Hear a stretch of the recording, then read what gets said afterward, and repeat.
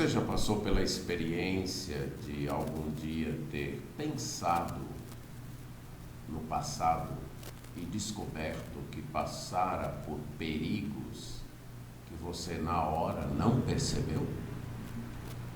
Você foi guardado de situações que poderiam atrapalhar ou até destruir tua vida, só que naquele momento você nem percebeu que estava em perigo. Mas mesmo assim, Deus te guardou. Há uma situação nas Escrituras que os discípulos passaram por vários perigos. E Jesus disse para eles não terem medo.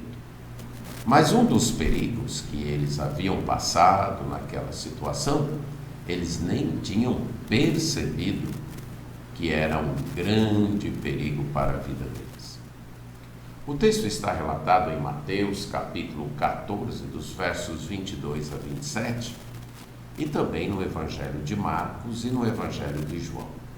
Vamos ler alguns destes textos para ver como Jesus guardou os seus discípulos de um perigo que eles nem perceberam. Diz assim o texto em Mateus. Logo a seguir, compeliu Jesus os discípulos a embarcar e passar adiante dele para o outro lado, enquanto ele despedia as multidões. E despedidas as multidões, subiu ao monte a fim de orar sozinho. Em caindo a tarde, lá estava ele só.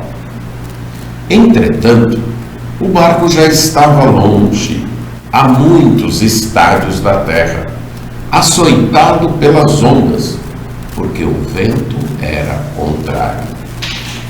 Na quarta vigília da noite, foi Jesus ter com eles, andando por sobre o mar. E os discípulos, ao verem-no andando sobre as águas, ficaram aterrados e exclamaram: "É um fantasma!" E, tomados de medo, gritaram. Mas Jesus imediatamente lhes disse: "Tende bom ânimo, sou eu, não temais." Este episódio ocorreu após a primeira multiplicação de pães. Aquele momento em que Jesus estava ensinando várias pessoas, multidões o seguiam, e chegou a ser já tarde, e as pessoas tinham passado o dia todo ouvindo Jesus, e elas estavam com fome. E Jesus então falou para os discípulos que eles deviam dar de comer às pessoas. Mas os discípulos disseram: "Nós não podemos, nós temos aqui apenas 5 pães e 2 peixes." Jesus pediu que os discípulos trouxessem os 5 pães e 2 peixes e mandassem que a multidão se assentasse sobre a relva. E Jesus então agradeceu pelos 5 pães e 2 peixes, abençoou, partiu e deu para os discípulos distribuírem. E toda aquela multidão comeu até se fartar, e ainda sobraram 12 cestos cheios de pedaços. Eram cerca só de homens de 5.000, além de mulheres e crianças. Você pode imaginar aí, bem mais de 10.000 pessoas sendo alimentadas por Jesus com 5 pães e 2 peixes. Mas aí a tarde já estava terminando, a noite já estava chegando, e Jesus compeliu, isto é, Jesus forçou. Praticamente Jesus empurrou os seus discípulos para entrarem no barco.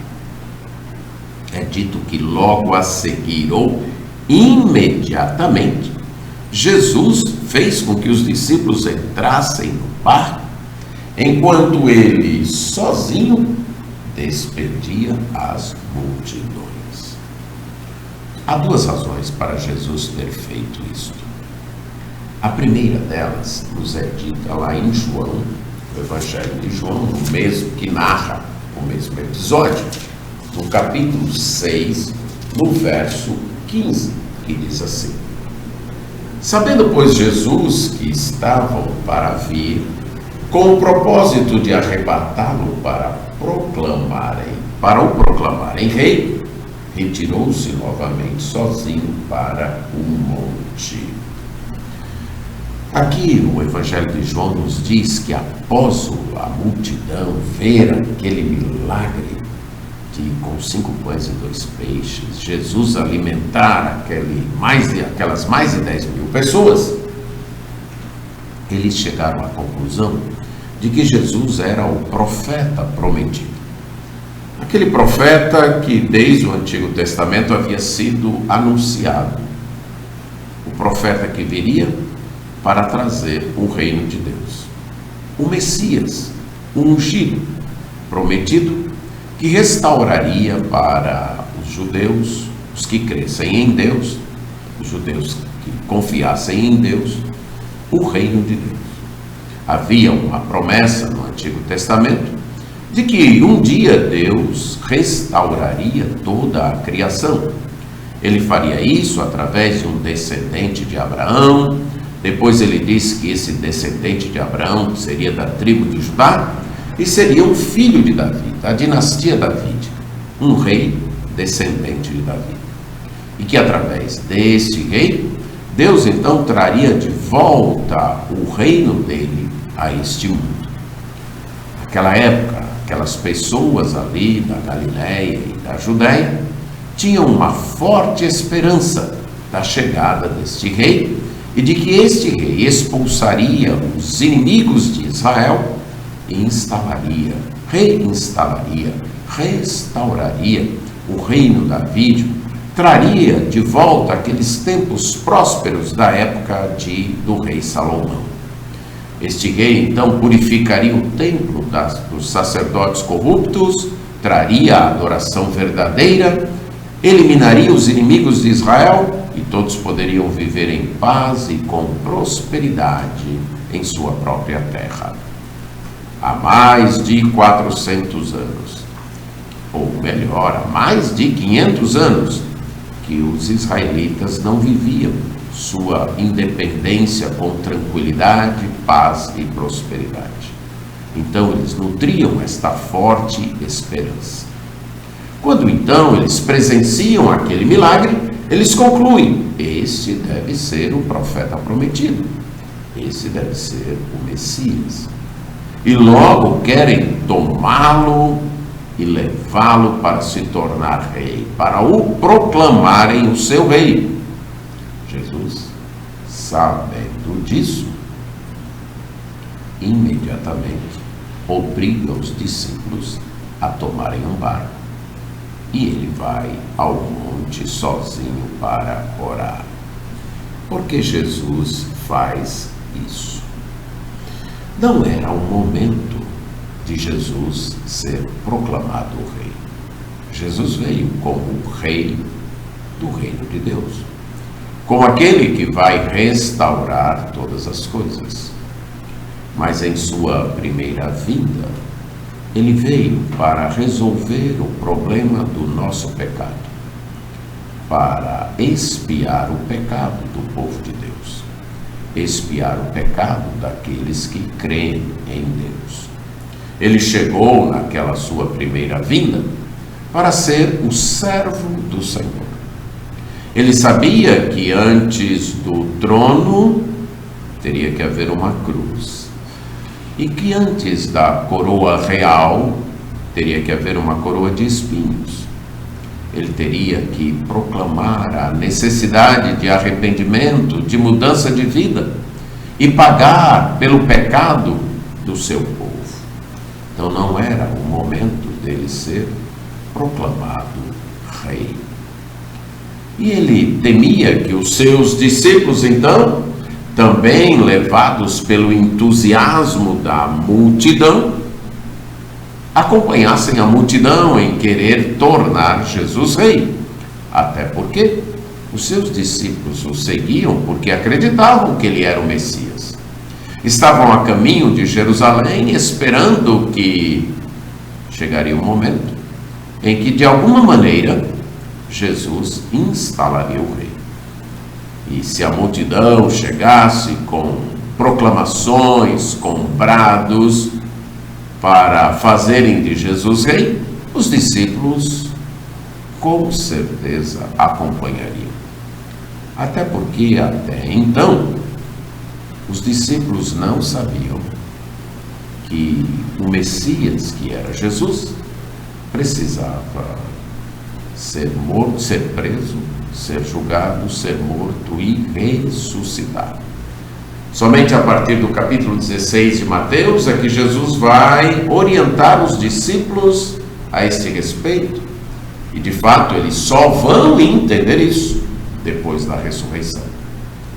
Estava tão arraigado na mente deles o conceito do Messias rei, do Messias glorioso, que mesmo Jesus falando várias vezes, olha, é necessário que o Filho do Homem vá a Jerusalém, seja preso, seja julgado, seja morto, mas ele vai ressuscitar. Mesmo falando várias vezes, os discípulos não entenderam e nem aceitaram. Só depois da ressurreição é que isto vai ficar claro para eles. Então, naquele momento, quando Jesus força os discípulos a entrarem no barco, Jesus está livrando os seus discípulos de um